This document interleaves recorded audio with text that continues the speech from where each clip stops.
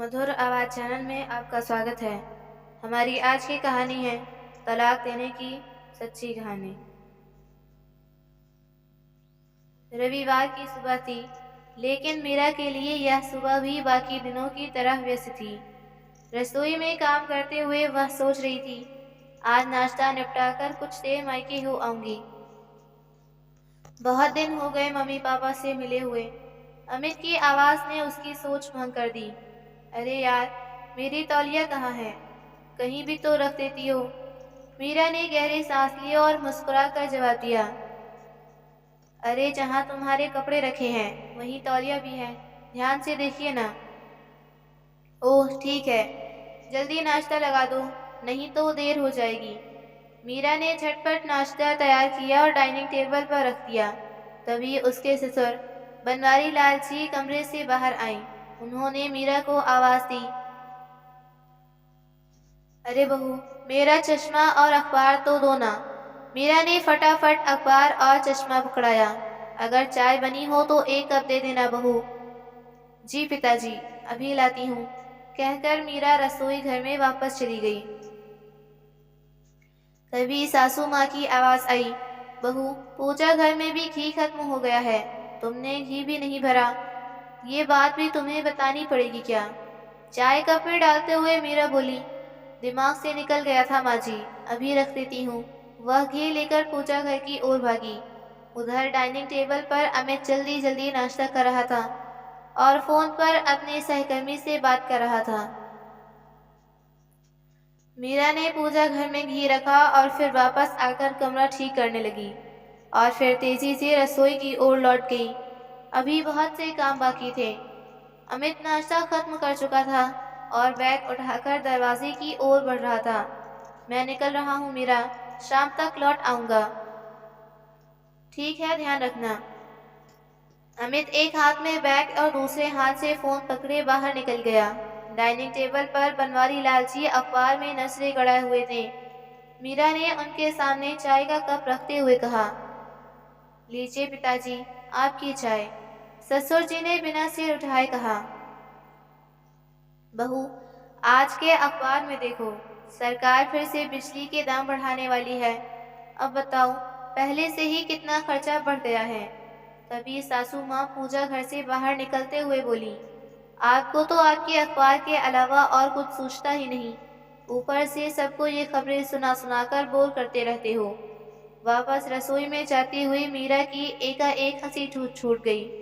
बनवारी लाल जी ने अखबार से नजरें हटाकर सुषमा जी की ओर देखा और बोले, अरे भाग्यवान, दुनिया में क्या हो रहा है ये जानना भी जरूरी है। सुषमा जी ने हाथ नचाते हुए कहा, हाँ हाँ बहुत जरूरी है, लेकिन तुम्हारी इन खबरों से घर के काम तो नहीं निपटते ना। मीरा चुपचाप उनकी हंसी ठिठोली को सुनते हुए टेबल पर प्लेट्स रखने लगी। तभी सुषमा जी ने पूछा, बहू ये सब छोड़, नाश्ते में क्या बनाया है? मीरा ने मुस्कुराकर जवाब दिया, माँ जी, पोहा बनाया है और सोच रही हूँ कि दोपहर में दाल चावल बना दूँ। सुषमा जी ने सिर हिलाया, ठीक है ठीक है। मीरा ने थोड़ा झिझकते हुए कहा, माँ जी, आज मुझे मायके भी जाना है, बहुत दिन हो गए मम्मी पापा से मिलने हुए। सुनते ही सुषमा जी की भौहें तन गईं। अरे, अभी उस दिन ही तो मिलकर आई थी। मीरा ने मुस्कुराते हुए कहा, माँ जी, उस दिन को पूरे 2 महीने हो चुके हैं। इससे पहले कि सुषमा जी कुछ और कहती, बनवारी लाल जी ने अखबार मोड़ते हुए कहा, अरे क्यों परेशान कर रही हो बहू को, जाने दो ना। सुषमा जी ने एक नजर अपने पति की ओर डाली और फिर भारी मन से बोली, ठीक है, चली जाना, लेकिन जल्दी लौट आना। मीरा के चेहरे पर खुशी झलक आई। उसने तेजी से सबके लिए नाश्ता लगाया और दोपहर के खाने की तैयारी में जुट गई। मायके जाने की खुशी थी, इसलिए वह सारे काम तेजी से निपटा रही थी। तभी सुषमा जी के फोन की घंटी बजी। उनकी बेटी का फोन था। हाँ बेटी सीमा, बता कैसी है तू? तो सीमा ने उत्साहित स्वर में कहा, माँ हम आज घर आ रही हैं, खाना भी वहीं खाएंगे। यह सुनते ही सुषमा जी की आंखें चमक उठी। वह खुश होकर बोली, अरे वाह, आजा बेटी, बहुत अच्छा किया। सुषमा जी ने कहा और फोन रखते हुए बोली, बहू, जल्दी से सीमा के पसंद का खाना बना, आज वो आ रही है। सुनते ही मीरा का चेहरा बुझ गया। मायके जाने की सारी खुशी एक पल में जैसे काफूर हो गई। ठीक है माँ जी, कहने के अतिरिक्त वह अपनी सासू माँ के आगे कुछ और न बोल सकी, लेकिन मन ही मन बड़बड़ाने लगी। ये सीमा का तो रोज का काम है, 4-5 दिन पड़े नहीं कि धमक पड़ती है यहाँ पर। खैर मीरा को खाना तो पकाना ही था। उसने मन मारकर खुद को काम में झोंक दिया। सुबह से ही बिना रुके काम कर रही थी और अब सीमा की पसंद के अनुसार पकवान तैयार करने में जुट गई। दोपहर से पहले ही सारा खाना तैयार हो चुका था। तभी सीमा अपने पति और 1.5 साल की बेटी के साथ आ पहुंची। घर में चहल पहल बढ़ गई। सुषमा जी तो अपनी बेटी के पास बैठकर गप्पे मारने लगी और बनवारी लालजी दामाद से राजनीति और बाजार के हॉल पर चर्चा करने लगे। इधर मीरा चक्कर गिनने की बनी इधर उधर दौड़ती रही। सब लोग खाने की मेज पर आ चुके थे। ने सबके लिए थाली परोसी, लेकिन सीमा ने पहला निवाला लेते ही नाक पांव सिकोड़ लिया। भाभी, ये क्या? आपने आज भी खाना फीका बना दिया। आपको पता है ना कि मुझे मसालेदार और चटपटा खाना पसंद है। इससे पहले कि मीरा उठती, सुषमा जी बोल पड़ी। कितनी बार कहा है इसे कि खाने में थोड़ा तीखापन हो तो स्वाद बढ़े, पर ये सुने तब ना। लेकिन तू फिक्र मत कर, कुछ ही दिनों में तेरे छोटे भाई रोहित की शादी होने वाली है और तेरी छोटी भाभी राधिका ने तो होटल मैनेजमेंट का कोर्स किया है। बहुत स्वादिष्ट खाना बनाती है राधिका। इस पर सीमा खुशी से बोली, हाँ मम्मी, फिर तो जब भी यहाँ आऊंगी राधिका के हाथ का बना खाना ही खाऊंगी। पर अभी तो इसी खाने से गुजारा करना पड़ेगा ना। मीरा चुपचाप ये सब बातें सुन रही थी, लेकिन बनवारी लालजी यह सब सुनकर चुप न रह सके। उन्होंने थाली से कौर उठाते हुए कहा, अरे एक तो बेचारी सुबह से एक टांग पर खड़ी है, सारे घर के काम कर रही है, ऊपर से तुम खाने में मीन मेख निकालने में लगे हो। सुषमा जी ने तुरंत पति की ओर देखते हुए कहा, आप तो बहू को बस सिर पर चढ़ाए रखते हैं, अगर गलती की है तो बताने में क्या हर्ज है। मीरा चुपचाप रसोई में अपना काम करने लगी। उसे अब इन बातों की आदत सी हो गई थी, इसलिए बिना कोई प्रतिक्रिया दिए बस अपने काम में लगी रहती थी।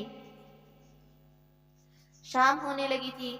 रसोई में बर्तन साफ करती मीरा ने घड़ी की ओर देखा। अगर सीमा ना होती तो शायद इस वक्त मैं अपने मायके में होती, अपनी माँ की गोद में सिर रखकर थोड़ा सुकून पा रही होती, मीरा सोच रही थी। तभी सुषमा जी की आवाज आई, बहू एक काम कर, रात का खाना अभी बना ले, सीमा को भी टिफिन में पैक कर देंगे। अब बेचारी वहां जाकर खाना बनाएगी क्या? मीरा पल भर को ठिठक गई।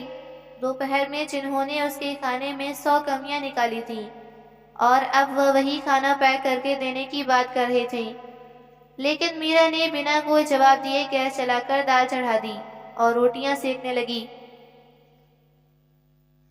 दोपहर की सब्जी बची थी, सब पैक करके वो थोड़ी ही देर में ले आई। मीरा को अपनी नंद का बार बार आना बिल्कुल पसंद नहीं था। सासू माँ बेटी के आते ही उसके चारों ओर घूमने लगती। ससुर जी दामाद के साथ बैठकर घंटों बातें करते।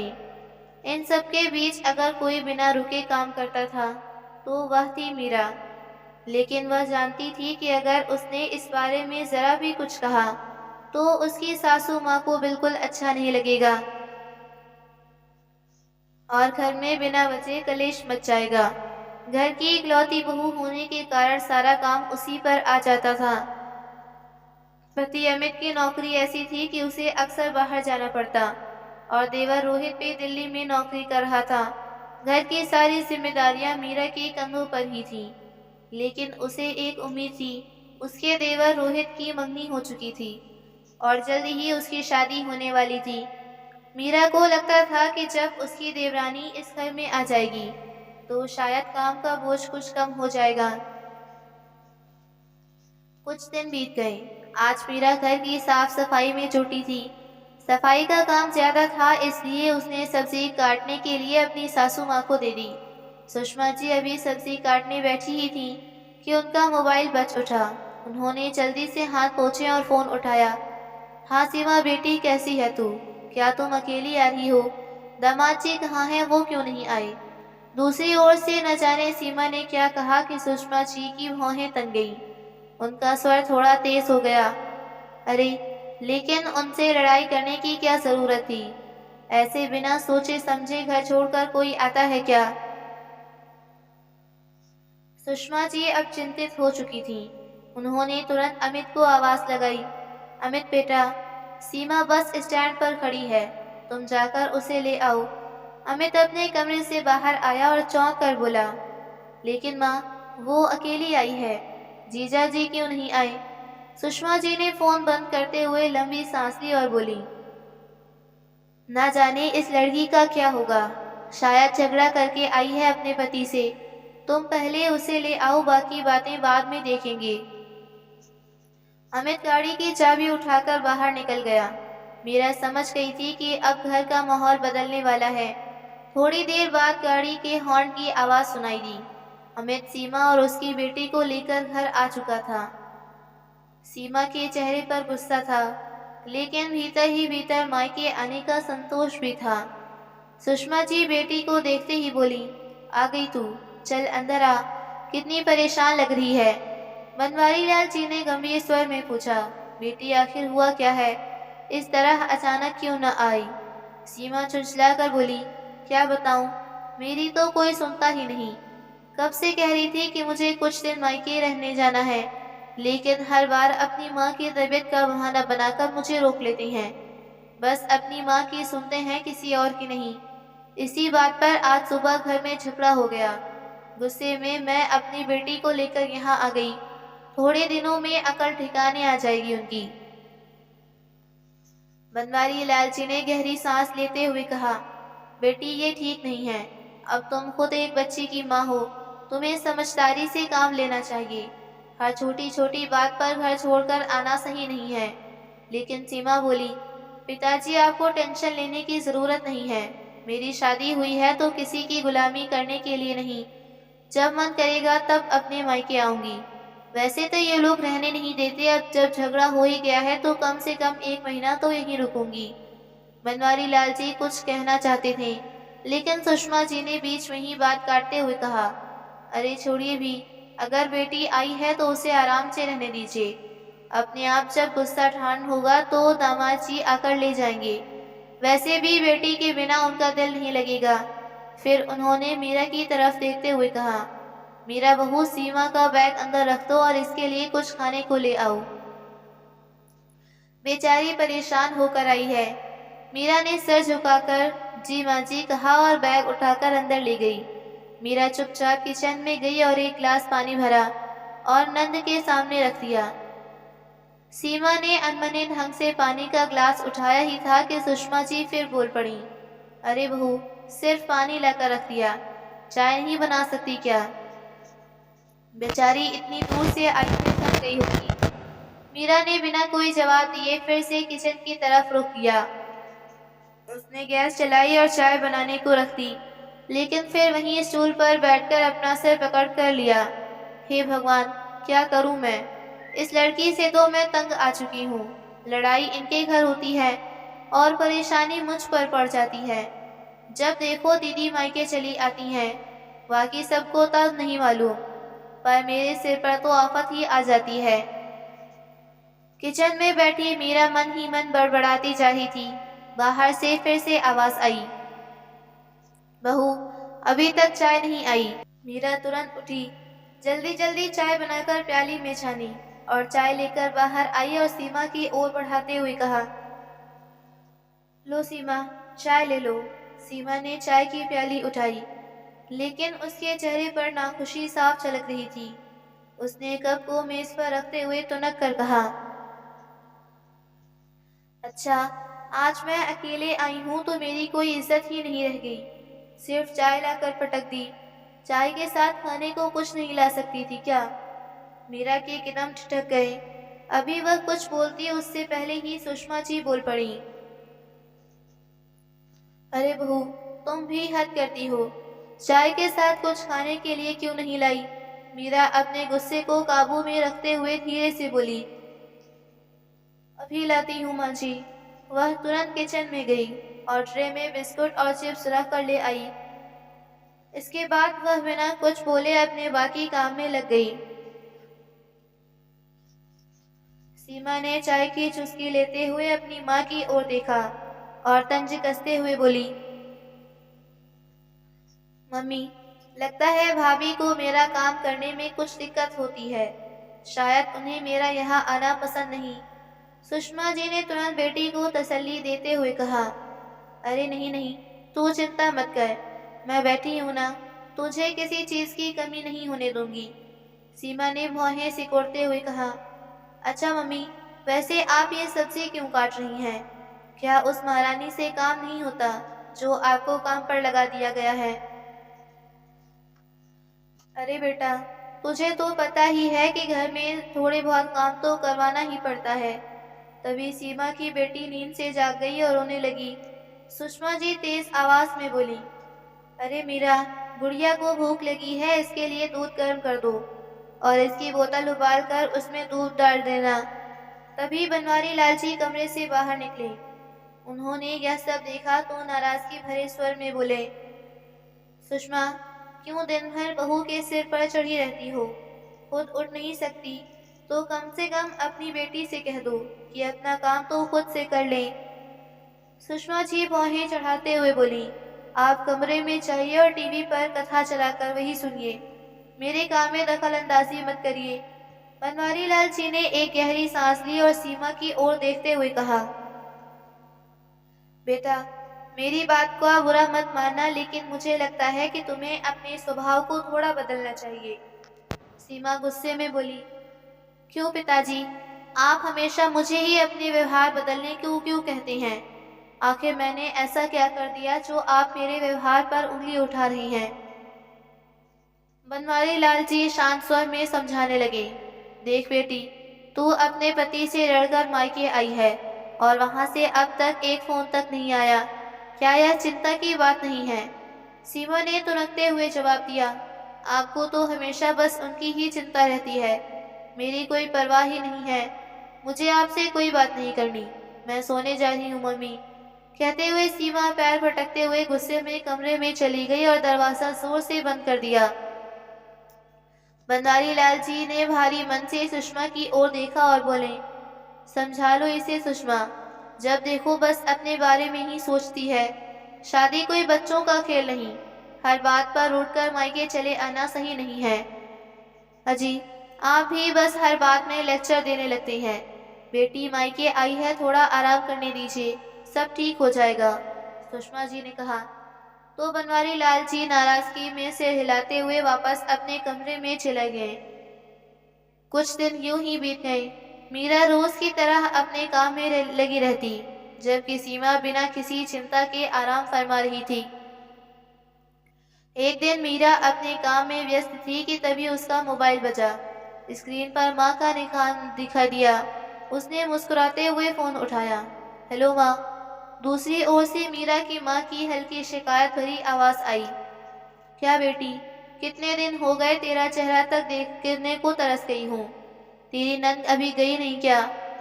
मीरा ने एक लंबी सांस ली और धीमे स्वर में बोली, कहाँ माँ, ये तो जाने का नाम ही नहीं ले रही। कहती है जब तक उसका पति माफी नहीं मांगेगा तब तक वह कहीं नहीं जाएगी। मुझे तो नहीं लगता कि यह इतनी जल्दी जाने वाली है। मीरा की माँ को चिंता होने लगी। तो फिर तू मायके आजा, तेरे भी मन बहल जाएगा। मीरा हल्के से हंसी और बोली, कल मैंने सासू माँ से मायके जाने की बात की तो गुस्से से बोली, घर में इतनी परेशानी चल रही है और तुझे मायके जाने की पड़ी है। अब इन्हें कौन समझाए कि परेशानी सिर्फ हमारे लिए है, सीमा के लिए तो नहीं। वह तो बहुत खुश है, ससुराल से आज़ाद जो हो चुकी है। अब तो रोज देर तक टीवी पर फिल्में देखती है और सुबह 11 बजे से पहले उठती ही नहीं। मीरा की माँ ने गहरी सांस ली। चल कोई बात नहीं बेटा, बस तू अपना ध्यान रखना, मुझे तेरी चिंता रहती है। मीरा ने मुस्कुराने की कोशिश की और बोली, आप मेरी चिंता मत करो माँ, बस अपना ख्याल रखो। फोन रखकर मीरा ने घड़ी की ओर देखा। ओह, लंच बनाने का टाइम हो रहा है। उसने जल्दी से अपने बालों को संवारते हुए रसोई की ओर बढ़ने का सोचा ही था कि तभी सीमा की आवाज़ आई, भाभी मुझे चाय बनाकर दे दो। उठ गई महारानी। मीरा बड़बड़ाने लगी और सीमा के लिए चाय का पानी चढ़ा दिया। सीमा के उठने के बाद सुषमा जी तुरंत उसके कमरे में चली गई। उन्होंने प्यार से उसके सिर पर हाथ फेरा और बोली, बेटा तुझे तो मालूम है कि अगले महीने तेरे छोटे भाई रोहित की शादी है। अब तू इस तरह मायके आकर बैठी है, हम तेरे ससुराल वालों को किस मुंह से काट देने जाएंगे। सीमा तकिए के सहारे बैठ गई और बेपरवाही से बोली, जाने की क्या जरूरत है, कुरियर से भेज दो और फोन करके बुलवा लेना। अगर आएंगे तो ठीक, नहीं आएंगे तो उनकी मर्जी। सुषमा जी थोड़ा असहज हुई और बोली, बेटा ऐसा नहीं होता, रिश्ता निभाने पड़ते हैं। अगर तेरे ससुराल वाले नहीं आए तो लोगों को क्या कहेंगे। इससे पहले कि सुषमा जी अपनी बात पूरी कर पाती, सीमा चढ़कर बोली, बस मम्मी, इस बारे में मुझसे कोई और बहस मत करो। 1 महीने उन लोगों ने मेरे बारे में फ़ोन भी नहीं किया। मुझे नहीं लगता कि उन्हें मेरी कोई परवाह भी है। तभी मीरा कमरे में चाय लेकर आई। उसने माँ बेटी की बातचीत के बीच तनाव महसूस किया, लेकिन बिना कुछ कहे चाय की ट्रे मेज पर रख दी।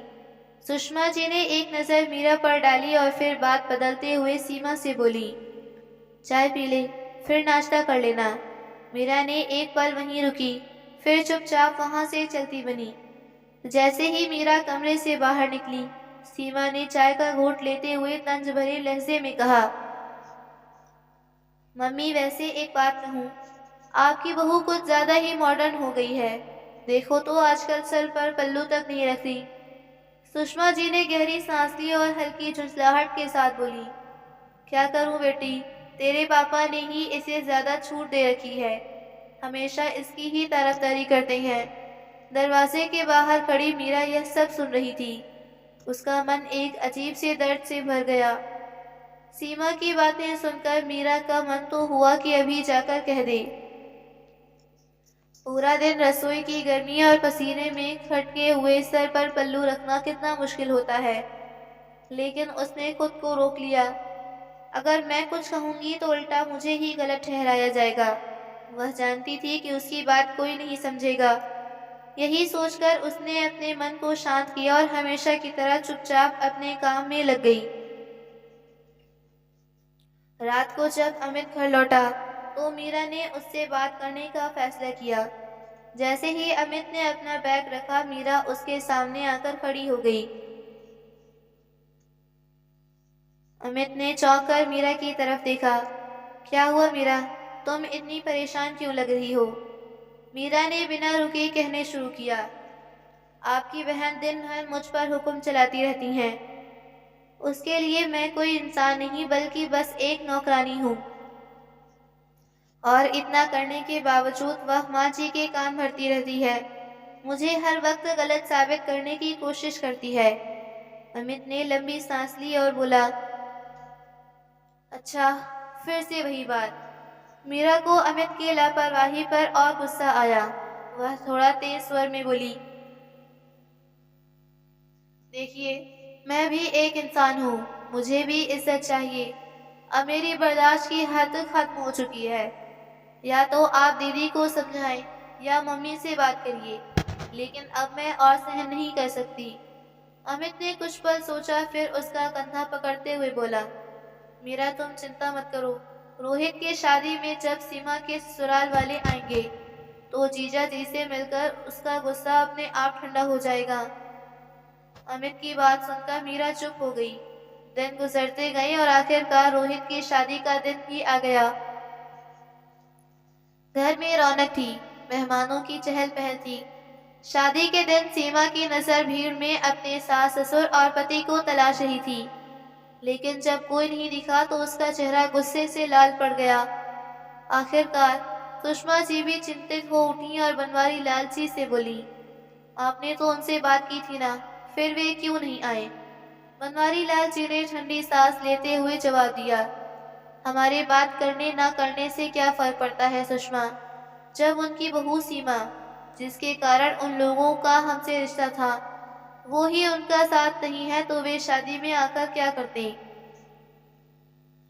इसके बाद तो सीमा ने तय कर लिया कि अब वो इस रिश्ते में और नहीं रह सकती और वकील को फोन करके डाइवोर्स पेपर्स तैयार करने को कह दिया।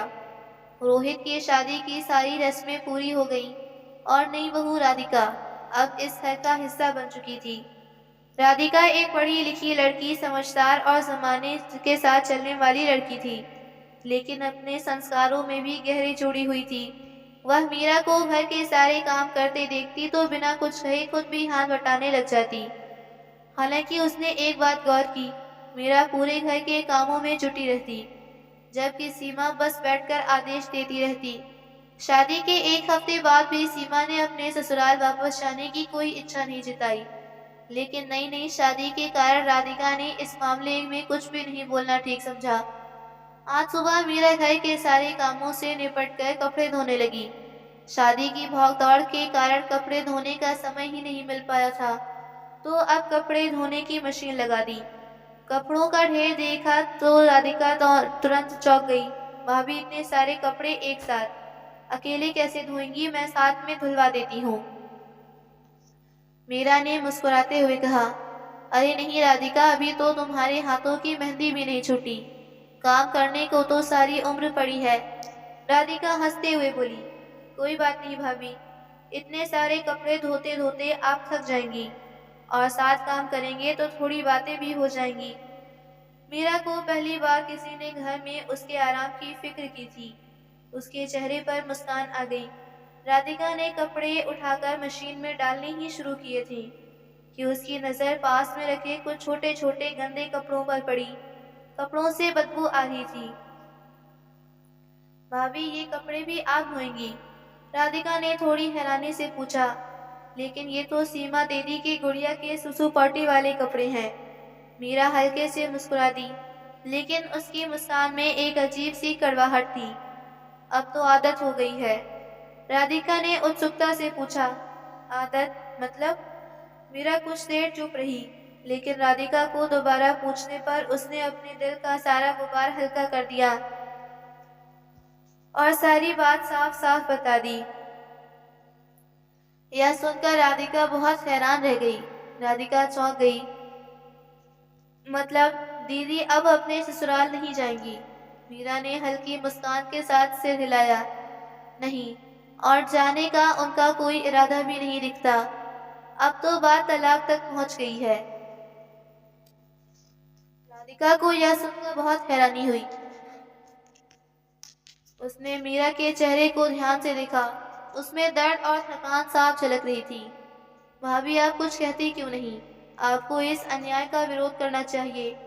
चुपचाप सब क्यों सहन कर रही हैं? मीरा ने गहरी सांस ली और सिर झुका लिया।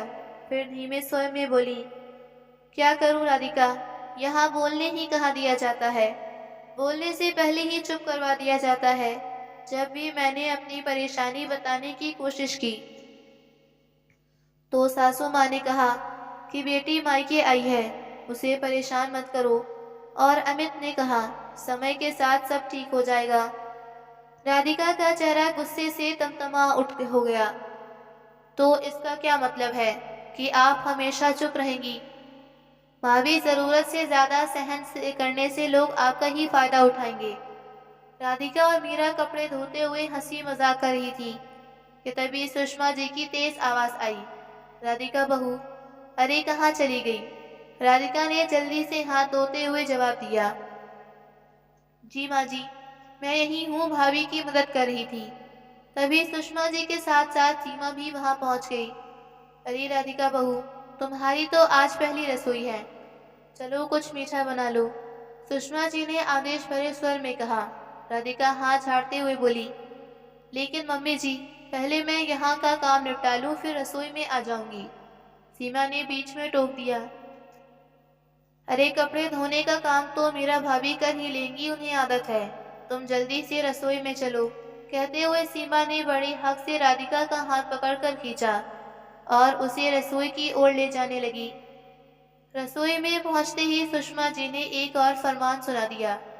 अच्छा बहू, हलवा बनाने के साथ साथ आज का खाना भी तुम ही बनाओ। सीमा का कुछ स्पेशल खाने का दिल है। राधिका ने बिना किसी शिकायत के सिर झुका दिया। जी माँ जी। थोड़ी देर बाद जब खाना बनाकर डाइनिंग टेबल पर लगा तो पूरे घर में एक खुशबू फैल गई। वाह, क्या खुशबू है! पहला निवाला लेते ही सीमा बोली, राधिका तुमने तो कमाल कर दिया।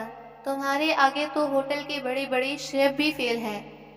सुषमा जी और बाकी घर वालों ने भी खाना शुरू किया और फिर सबने राधिका के स्वाद की तारीफ की। लेकिन तभी सीमा के मुंह से कुछ ऐसा निकला जिससे पूरा माहौल बदल गया। उफ, इतने दिनों से मीरा भाभी के बेस्वाद खाने से परेशान हो गई थी। आज कितने दिनों बाद इतना स्वादिष्ट खाना खाने को मिला।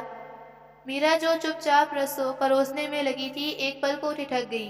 राधिका ने चुपचाप पानी का ग्लास उठाया, गहरी सांस ली और फिर बेहद शांत लेकिन तीखे स्वर में कहा, वैसे दीदी, मैंने भी मीरा भाभी के हाथों का खाना खाया है और मुझे तो वह बहुत स्वादिष्ट लगता है। सीमा और सुषमा जी ने एक दूसरे की ओर देखा, लेकिन इससे पहले कि वो कुछ कहती, राधिका ने दूसरा चीज चला दिया, और दीदी, अगर आपको उनके हाथों का खाना नहीं पसंद तो आप खुद बना लेती। सीमा और सुषमा जी के चेहरे का रंग फीका पड़ चुका था, लेकिन राधिका अपनी बात कहकर वहां से जा चुकी थी। डाइनिंग टेबल पर बैठे बनवारी लाल जी यह सारी बातें सुन रहे थे। राधिका की बातों से वह मन ही मन संतुष्ट थे। कोई तो आया इस घर में जो इन माँ बेटी का मुंह बंद करवा सके। अगले दिन सुबह मीरा की तबीयत कुछ ठीक नहीं लग रही थी। सिर भारी था, बदन टूट रहा था, लेकिन फिर भी वह उठकर रोज की तरह अपने काम निपटा रही थी कि राधिका ने उसे रोक दिया। भाभी आप आराम कीजिए, यहाँ मैं सब निभा लूंगी, मीरा ने हिचकिचाते हुए कहा। लेकिन राधिका, इतने सारे काम हैं। राधिका ने प्यार से मीरा का हाथ थामा और कहा, भाभी आप दिन भर के काम में खुद को खपा देती हैं और अपना ख्याल नहीं रखती। ऐसे में तबीयत तो खराब होनी ही थी। अब आप जाइए, आराम कीजिए, मैं सब देख लूंगी। मीरा कुछ नहीं बोल पाई। पहली बार उसे लगा कि कोई उसकी परवाह कर रहा है। मीरा आराम करने चली गई थी। सुबह के 11 बज चुके थे। सीमा आखिरकार नींद से जागी और उन्नीदी आंखें लिए बाहर निकली। उसने इधर उधर देखा, शायद मीरा को ढूंढ रही थी। जब वह कहीं नहीं दिखी तो उसने राधिका को सामने देखा और कहने लगी, राधिका, मेरे लिए 1 कप चाय बना दो, और हाँ, इलायची डालकर कड़क चाय बनाना। सिर बहुत भारी हो रहा है। और हाँ, गुड़िया के कपड़े भी रखे हैं धोने के लिए, चाय बनाकर वो भी धो देना। राधिका ने कपड़े तह करते हुए बिना एक पल गंवाए तपाक से जवाब दिया, दीदी, गुड़िया के कपड़े तो गंदे हैं, मैं नहीं धो सकती। आपकी बेटी है तो ये आपकी जिम्मेदारी बनती है ना। और अगर इतना सर दर्द ही हो रहा है तो आइंदा रात को 3 बजे तक टीवी देखने की बजाय अपनी नींद पूरी कर लिया कीजिए। सीमा हैरान रह गई। राधिका ने आगे कहा, और जहां तक रही चाय बनाने की बात, तो वो आप खुद भी बना सकती हैं। मेरे पास और भी बहुत सारे काम हैं। यह कहकर राधिका अपने काम में चली गई। राधिका के इस जवाब ने सीमा के पैरों तले जमीन खिसका दी। मीरा भाभी ने तो आज तक कभी मुझे जवाब नहीं दिया था, और यह कल की आई लड़की मेरे सामने जबान लड़ाती है। सीमा का गुस्सा से चेहरा तमतमा हो उठा था। अपनी बात खत्म करके राधिका ने पास रखा ग्लास भारत और अपनी जेठानी मीरा के लिए दवाई लेकर उसके कमरे में गई। तो मीरा बोली, क्या हुआ, कुछ परेशानी है क्या? तो राधिका बोली, अरे नहीं भाभी, कोई परेशानी वाली बात नहीं है। सीमा दीदी मुझे चाय बनाने को कह रही थी, तो मैंने भी साफ साफ कह दिया कि अगर चाय पीनी है तो आप खुद बना लो।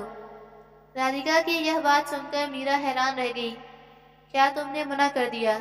तो राधिका बोली, और नहीं तो क्या, इन लोगों की गुलामी नहीं ली है मैंने।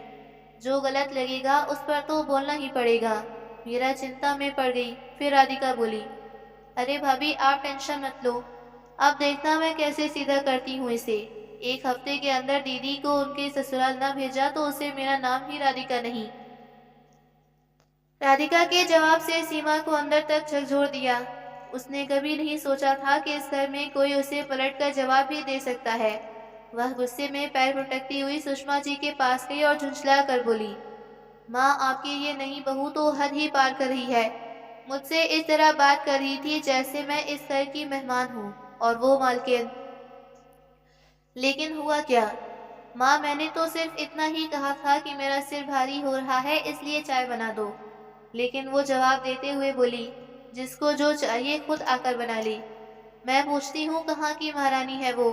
तो सुषमा जी बोली, अच्छा, उसकी इतनी हिम्मत। तू फिक्र मत कर, एक हफ्ता हुआ नहीं कि मेरी बेटी को उल्टे जवाब देने लगी।